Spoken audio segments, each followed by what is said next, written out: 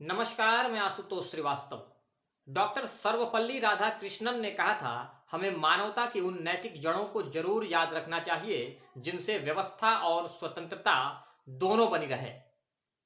इन्होंने यह भी कहा था कि यदि मानव दानव बन जाता है तो यह उसकी हार है, यदि मानव महामानव बन जाता है तो यह उसका चमत्कार है, और यदि मनुष्य मानव बन जाता है तो यह उसकी जीत है।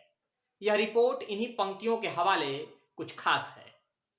आज यह बातें मेरे द्वारा क्यों कही जा रही हैं, यह तो हम आपको बताएंगे, और बताएंगे ही नहीं, आपको दिखाएंगे भी। इससे पहले आपको बताते चलें कि भारत के प्रथम उपराष्ट्रपति, द्वितीय राष्ट्रपति रह चुके तथा सरकार के सर्वोच्च सम्मान भारत रत्न से नवाजे गए डॉक्टर सर्वपल्ली राधाकृष्णन भारतीय संस्कृति के संवाहक, प्रख्यात शिक्षाविद, महान दार्शनिक सहित एक आस्थावान हिंदू विचारक थे।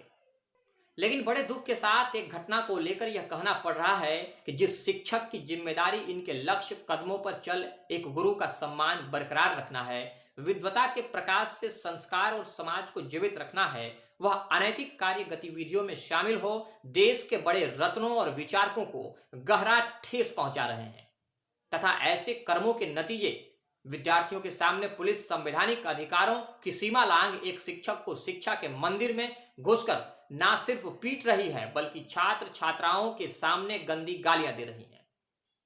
और यहां भी सवाल उठता है कि पुलिस, जिसका दायित्व कानून के दायरे में रहकर नीतिगत रूप से खुद के जिम्मेदारियों का निर्वहन करना है, वह अनैतिकता भरे कदम उठाने में संकोचित क्यों नहीं होती।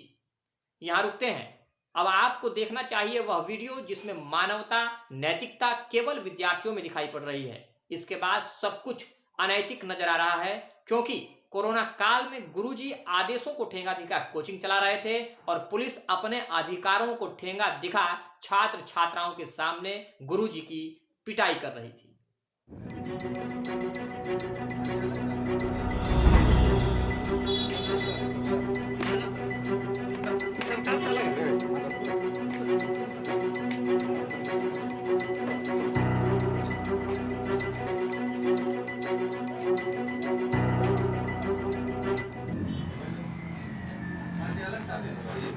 अरे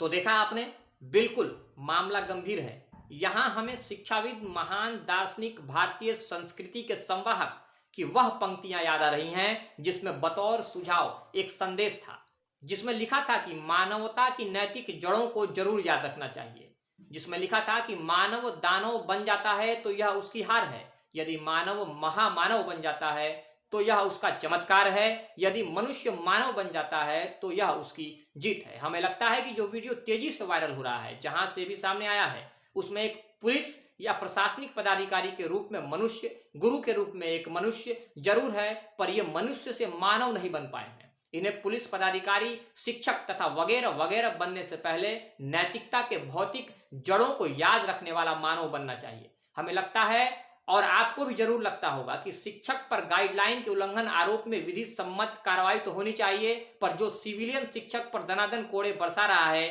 गालियां दे रहा है, इस पर भी विभागीय कार्रवाई निश्चित तौर पर